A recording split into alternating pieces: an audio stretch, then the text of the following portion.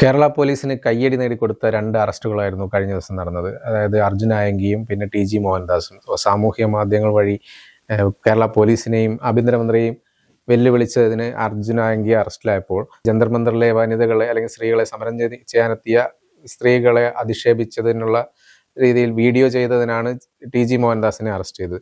അപ്പോൾ ഈ ഒരാളെ അറസ്റ്റ് ചെയ്തപ്പോൾ ആദ്യം ചോദിച്ചത് എന്താണെന്ന് വെച്ചാൽ ടി.ജി. മോഹൻദാസിനെ എന്തുകൊണ്ട് അറസ്റ്റ് ചെയ്യുന്നില്ല, ഇത്രയും ദിവസമായി, ജൂലൈ 24-നെങ്ങാണ്ട് പരാതി നൽകിയിട്ടും ഓഗസ്റ്റ് 9 വരെ ഇത്രയും ദിവസമായിട്ടും അറസ്റ്റ് ചെയ്യാത്തത് എന്തുകൊണ്ട്, അങ്ങനെ കുറേ കാര്യങ്ങളൊക്കെ പറഞ്ഞിട്ടുണ്ടായിരുന്നു. അപ്പോൾ ഒരാളെ അറസ്റ്റ് ചെയ്തു, പിന്നാലെ വൈകിട്ടാകുമ്പോഴേക്കും രണ്ടാമത്തെ ആളെ അറസ്റ്റ് ചെയ്യുന്നു. അപ്പോൾ രണ്ടുപേരെ അറസ്റ്റ് ചെയ്തപ്പോൾ കേരള പോലീസിന് മിടുക്കരാണെന്നുള്ള രീതിയിലൊക്കെയുള്ള പരാമർശങ്ങൾ വന്നു. പക്ഷേ അതിന് പിന്നാലെ എന്താണ് സംഭവിച്ചതെന്ന് വെച്ചാൽ ടി.ജി. മോഹൻദാസിന് ജാമ്യം കിട്ടുന്നു.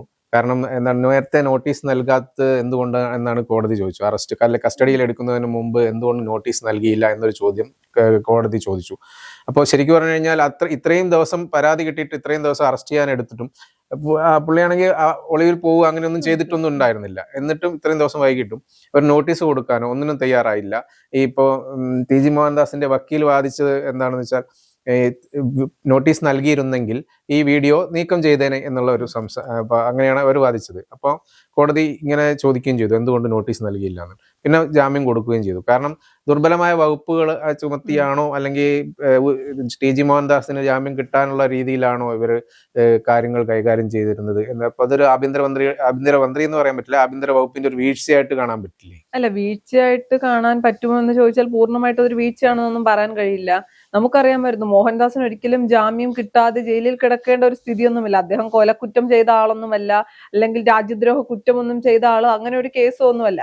അതുകൊണ്ട് തന്നെ ഈ വിഷയത്തിൽ ഇത്തരം ഒരു നിലപാട്, അദ്ദേഹത്തിന് ജാമ്യം കിട്ടുമെന്ന് ഉറപ്പായിരുന്നു. അത് ഇത്രയും വേഗം കിട്ടി എന്നുള്ള ഒരു കാര്യമേ ഉള്ളൂ. നോട്ടീസ് നൽകിയില്ല എന്ന് പറയുന്നത് പോലീസിന്റെ ഭാഗത്തു നിന്നുണ്ടായ വീഴ്ചയാണ്. അതിനപ്പുറത്തേക്ക് മറ്റൊന്നും ആ വിഷയത്തിലുണ്ട് എന്ന് എനിക്ക് തോന്നുന്നില്ല. ആ വീഴ്ചയുടെ കാര്യമാണ് ഞാൻ പറഞ്ഞത്. കാരണം എന്താ വെച്ചാൽ ആഭ്യന്തരമന്ത്രി തന്നെ കഴിഞ്ഞ ദിവസം പറഞ്ഞത് പത്രസമ്മേളനത്തിൽ, ആവശ്യമുള്ള സമയമെടുത്ത് വേണ്ട രീതിയിൽ പോലീസ് അത് കൈകാര്യം ചെയ്തോളും. ഈ ആങ്കിനെ പിടിച്ചപ്പോൾ ആഭ്യന്തരമന്ത്രി പത്രസമ്മേളനം നടത്തി പിടികൂടി എങ്ങനെ ഉണ്ടാവും, ഇനി വെല്ലുവിളിച്ചാൽ ഇങ്ങനെ ഇരിക്കും, ഗുണ്ടകൾക്കെല്ലാം ഒരു താക്കീതാണ് ഇത് എന്നൊക്കെ പറഞ്ഞിട്ടുണ്ടായിരുന്നു. അതിന് പിന്നാലെ ചോദ്യം വന്നത് ടി.ജി. മോഹൻദാസിനെ എന്തുകൊണ്ട് പിടിക്കുന്നില്ല എന്ന് പറഞ്ഞിട്ട് വൈകിട്ടാകുമ്പോഴേക്ക് അപ്പം എന്തുകൊണ്ട് പിടിക്കുന്നില്ല എന്ന് ചോദിച്ചപ്പോൾ പറഞ്ഞത്, പോലീസ് അത് കൃത്യമായിട്ട്, പോലീസിന് പരാതി കിട്ടിയിട്ടുണ്ട്, FIR ഇട്ടിട്ടുണ്ട്, കൃത്യമായിട്ട് അത് അവർ നോക്കി ചെയ്തോളും എന്നാണ് പറഞ്ഞത്. അപ്പൊ കൃത്യമായിട്ട് നോക്കി ചെയ്യുമ്പോൾ ഇങ്ങനെ ഈസി ആയിട്ട് ജാമ്യം ലഭിക്കാവുന്ന ഒരു തരത്തിൽ ചെയ്തതാണ് ഞാൻ ചോദിച്ചത്. അല്ല, അതിനുള്ള സാധ്യതയൊന്നുമില്ല. ഇതിപ്പോ ഞാൻ ആദ്യം പറഞ്ഞതുപോലെ കൊലക്കുറ്റമോ അല്ലെങ്കിൽ അർജുൻ ആയങ്കിയെ പോലെ ഒന്നിലധികം ക്രിമിനൽ കേസുകളിൽ പ്രതിയായിട്ടിരുന്ന ആളോ ഒളിവിൽ പോയ വ്യക്തിയൊന്നും അല്ലല്ലോ. വളരെ സിമ്പിൾ ആയിട്ട് അദ്ദേഹത്തെ അറസ്റ്റ് ചെയ്തു. പിന്നെ അദ്ദേഹം ചെയ്ത ഒരു കാര്യം, അല്ലെങ്കിൽ എടുത്തു പറയേണ്ടത് എന്ന് പറയുന്ന 2 കാര്യങ്ങളാണ്. ഒന്ന്, അദ്ദേഹം സ്ത്രീകൾക്കെതിരായിട്ടുള്ള ഒരു പരാമർശം നടത്തുന്നു. ജന്തർ മന്ദറിൽ സമരം ചെയ്ത പെൺകുട്ടികളൊക്കെ ബലാത്സംഗം ഇഷ്ടപ്പെട്ട് അവിടെ പോയവരാണ് എന്ന് പറയുന്നു.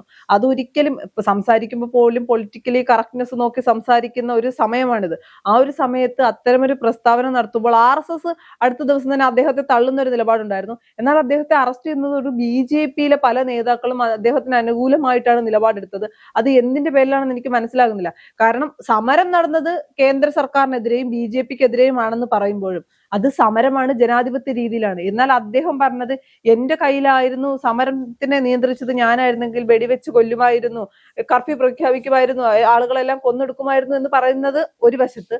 മറുവശത്ത് അദ്ദേഹം പറഞ്ഞ ഏറ്റവും നെഗറ്റീവായിട്ടുള്ള കാര്യം, സമരം ചെയ്യാൻ പോകുന്നവരൊക്കെ പെൺകുട്ടികളൊക്കെ ബലാത്സംഗം ചെയ്യാൻ ഇഷ്ടപ്പെട്ട് അല്ലെങ്കിൽ അതിനോട് പോയി എന്നാണല്ലോ. അവിടെ കൂട്ടബലാത്സംഗം നടക്കുമായിരുന്നു, പക്ഷെ അതിനൊരു പരാതി ഉണ്ടാവില്ല. കാരണം ബലാത്സംഗം ഇഷ്ടപ്പെടുന്നവരാണ് അവിടെ ഒത്തുകൂടിയ സ്ത്രീകൾ എന്നാണ് പറഞ്ഞിരിക്കുന്നത്. അത് സമരം ചെയ്യുന്ന സ്ത്രീകളെ ഒന്നടങ്കം ആക്ഷേപിക്കുന്നു. ഞാൻ പറയുന്നത് കേന്ദ്ര സർക്കാരിനെതിരെയും BJPക്കെതിരെയും തന്നെയാണ് സമരം നടന്നത് എന്ന് വെച്ച് കേരളത്തിലെ BJPയുടെ നേതാക്കൾ RSS തള്ളിയ ഒരു സാഹചര്യത്തിൽ, പ്രത്യേകിച്ച് അദ്ദേഹം RSSുമായിട്ടാണല്ലോ BJPയുടെ വക്താവ് എന്ന് പറയാറില്ല, RSSന്റെ വക്താവ് എന്നാണ് സാധാരണ അദ്ദേഹത്തെ പറയാറ്. അപ്പോ അദ്ദേഹത്തെ BJPയിലെ നേതാക്കൾ എന്തിനാണ് ചേർത്ത് പിടിക്കുന്നത്? ഇവിടെ രാഷ്ട്രീയമായി എന്തെങ്കിലുമൊക്കെ ലക്ഷ്യം ഇപ്പൊ വേണമെങ്കിൽ ആരോപിക്കാം. UDF ആയിട്ട് കുത്തിപ്പൊക്കി കൊണ്ടുവന്നൊരു കേസല്ല. അദ്ദേഹം പോസ്റ്റ് അല്ലെങ്കിൽ അദ്ദേഹം സോഷ്യൽ മീഡിയയിലൂടെ അദ്ദേഹം തന്നെ പങ്കുവച്ച വീഡിയോയിൽ നിന്നാണ് ഈ വിവരങ്ങൾ കിട്ടുന്നത്, പരാതി കിട്ടുന്നത്. അല്ലാതെ വെറുതെ ഇപ്പൊ ഒരു RSSകാരനെ പിടിച്ച് അകത്തിടാമെന്ന് കരുതി ആഭ്യന്തര വകുപ്പോ പോലീസോ ചമച്ച ഒരു കേസല്ല. എന്നിട്ടും BJP-യിലെ നേതാക്കൾ എന്തിനാണ് ഇദ്ദേഹത്തെ സ്തുതി പാടുന്നത് അല്ലെങ്കിൽ ഇദ്ദേഹത്തിന് സപ്പോർട്ട് ചെയ്യുന്നത് മനസ്സിലാകുന്നില്ല. അതിനിടയ്ക്ക് കണ്ടൊരു വീഡിയോ ആണ്. കാരണം ഈ സ്ത്രീകളെയാണ് അപമാനിച്ചിരിക്കുന്നത്. അത് ഏത് സ്ത്രീയാണെങ്കിലും അത് അങ്ങനെ ഒരു സംസാരം ഉണ്ടായതിന് അതിനെ എതിർത്താണ് സാധാരണ സ്ത്രീകൾ സംസാരിക്കുകയും പ്രതികരിക്കുകയും ചെയ്യുക. പക്ഷെ ഇന്നലെ കണ്ടത് TG മോഹൻദാസിന് അനുകൂലമായിട്ട് പ്രസ്താവനകൾ ഇറക്കുന്നതും വനിതകൾ ഉൾപ്പെടെ പിന്നെ സമരത്തിന്റെ ഇടയ്ക്ക് പോലീസ് വാഹനങ്ങൾ തള്ളി നീക്കുന്നതും അങ്ങനെയൊക്കെയുള്ള സംഭവങ്ങളാണ് കണ്ടത്. കാരണം TG മോഹൻദാസിന് അനുകൂലം, സ്ത്രീകളെ അധിക്ഷേപത്തിനെ കുറിച്ച് അവർക്കൊന്നും പറയാനില്ല. ആ ഒരു അവസ്ഥയാണ് ഇപ്പോൾ ഉള്ളത്. അല്ല, സ്ത്രീപക്ഷ നിലപാടാണ് എന്ന് പറയുന്ന ആളുകൾ, ഞങ്ങളുടെ നിലപാട് എപ്പോഴും സ്ത്രീകൾക്ക് അനുകൂലമാണ് എന്ന് പറയുന്ന ആളുകൾ, സ്ത്രീകൾക്ക് വേണ്ടി സംസാരിക്കുന്ന, സ്ത്രീകളുടെ നവോത്ഥാനത്തിന് വേണ്ടി സംസാരിക്കുന്നു എന്ന് പറയുന്ന, നിരന്തരമായി പറയുന്ന ആളുകളൊക്കെ തങ്ങളുടെ പാർട്ടിയുമായി ബന്ധപ്പെട്ട കാര്യങ്ങൾ വരുമ്പോൾ എപ്പോഴും നിലപാടുകളൊക്കെ മാറുന്നുണ്ട്. സ്ത്രീപക്ഷ നിലപാടുകളല്ല. ഇപ്പോ ഇവിടെ ഉദാഹരണത്തിന്, അല്ലെങ്കിൽ അത് തമ്മിൽ താരതമ്യം ചെയ്യാൻ കഴിയുന്ന വിഷയവുമല്ല, ജാൻമണി നരേന്ദ്രമോദിയുടെ മാതാവുമായി ബന്ധപ്പെട്ട ഒരു പ്രസ്താവന നടത്തിയപ്പോൾ എന്തെല്ലാം രീതിയിലുള്ള പ്രതിഷേധങ്ങളാണ് നമ്മൾ കണ്ടത്. അപ്പോൾ അവരും ഒരു സ്ത്രീയാണ്, അല്ലെങ്കിൽ നരേന്ദ്രമോദിയുടെ മാതാവും ഒരു സ്ത്രീയാണ്, അവരുടെ സ്ത്രീത്വത്തെ അപമാനിച്ചു എന്ന് പറഞ്ഞതാണല്ലോ ഏറ്റവും വലിയ പ്രശ്നമായത്. മറുവശത്ത് രാജ്യത്ത് സമരം ചെയ്ത ഒന്നിലധികം സ്ത്രീകളുടെ സ്ത്രീത്വത്തെ അപമാനിച്ചതിന്, അല്ലെങ്കിൽ സമരം ചെയ്ത സ്ത്രീകളെ മുഴുവൻ അടച്ചാക്ഷേപിച്ച ആളിനെ പിന്തുണയ്ക്കുമ്പോൾ അവിടെ എന്ത് രാഷ്ട്രീയ മൂല്യമാണുള്ളതെന്ന് എനിക്ക് മനസ്സിലാകുന്നില്ല. കാര്യം എന്തിന്റെ അടിസ്ഥാനത്തിലാണ്? ഇപ്പം രാഷ്ട്രീയമായിട്ട് എന്റെ അതേ ആശയമുള്ള ഒരാളാണ്, അല്ലെങ്കിൽ ഞാൻ വിശ്വസിക്കുന്ന അതേ ആശയത്തോടും ഐഡിയോളജിയിലും വിശ്വസിക്കുന്ന ആളാണെന്ന് പറയുമ്പോഴും തെറ്റ് പറഞ്ഞാലോ അല്ലെങ്കിൽ മോശമായ കാര്യം പറഞ്ഞാലോ അതിനെ തള്ളേണ്ടത് തള്ളാനും കൊള്ളേണ്ടത് കൊള്ളാനും രാഷ്ട്രീയ നേതാക്കൾ, അപ്പൊ ഏത് പാർട്ടി ആയാലും അത് അംഗീകരിക്കുകയും പഠിക്കുകയും വേണം. ശരി, ഓക്കെ. ഞാൻ വേറൊരു കാര്യം, നമ്മൾ സംസാരിച്ചു വന്നത് ഇങ്ങനെ ഇത് ആഭ്യന്തര വകുപ്പിന്റെ വീഴ്ചയാണോ എന്നുള്ള, അല്ലെങ്കിൽ പോലീസിന്റെ വീഴ്ചയാണോ എന്നുള്ളൊരു കാര്യമാണ് സംസാരിച്ചത്. കാരണം അർജുൻ ആയങ്കിയെ ഒരിക്കലും പുറത്തിറങ്ങരുത് എന്നുള്ള രീതിയിൽ പൂട്ടിടുന്നു. കാരണം കാപ്പ കേസ് അടക്കം ചുമത്താനുള്ള, കാപ്പ വകുപ്പ് അടക്കം ചുമത്താനുള്ള ശ്രമങ്ങൾ നടത്തുന്നു. അതായത് ഒരു കേസ് ഒഴിയുമ്പോൾ മറ്റൊരു കേസ് എന്നുള്ള രീതിക്ക് തുരിതരാ കേസുകൾ കൊടുക്കുന്നു. അതിൽ അങ്ങനെ ജാമ്യം കിട്ടുകയാണെങ്കിലും അടുത്ത കേസിൽ അകത്ത് തന്നെ കിടക്കണം എന്നുള്ള രീതിയിലാണ് പോലീസ് നീങ്ങുന്നത് എന്നാണ് അറിഞ്ഞത്.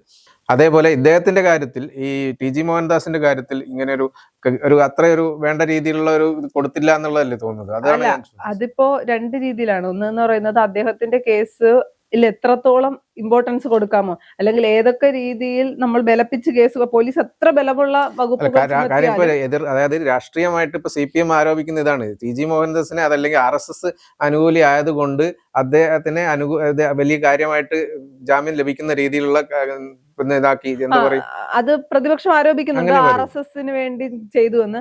പക്ഷെ അങ്ങനെ ആകുമ്പോഴും ചിന്തിക്കേണ്ട രണ്ട് കാര്യങ്ങളുണ്ട്.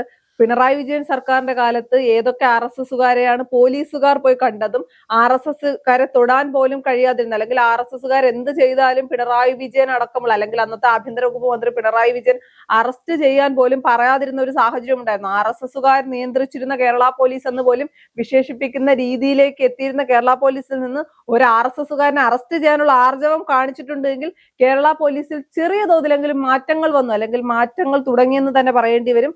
മറുവശത്ത് ഇനിയിപ്പോ TG മോഹൻദാസുമായി ബന്ധപ്പെട്ട് എത്ര വലിയ പരാതി കൊടുത്താലും, അല്ലെങ്കിൽ നമുക്കറിയാം ഇനിയും പുറത്തിറങ്ങിയതിനു ശേഷം വീണ്ടും ഒരു അധിക്ഷേപം നടത്തുകയാണെങ്കിൽ, ഇന്ന് തന്നെ അല്ലെങ്കിൽ ഇന്നോ നാളെ അദ്ദേഹം വീണ്ടും സോഷ്യൽ മീഡിയയിലൂടെ അത്തരം ഒരു പരാമർശം നടത്തുകയാണെങ്കിൽ അദ്ദേഹത്തെ പിടിച്ചകത്തിടാം, ജാമ്യമില്ലാത്ത അദ്ദേഹത്തിന് അകത്ത് കിടക്കാം.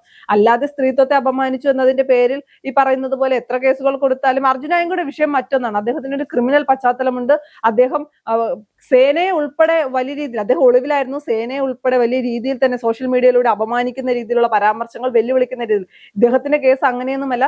പിന്നെ രാഷ്ട്രീയമായി നോക്കുമ്പോൾ RSS പോലും തള്ളി അദ്ദേഹത്തിന്.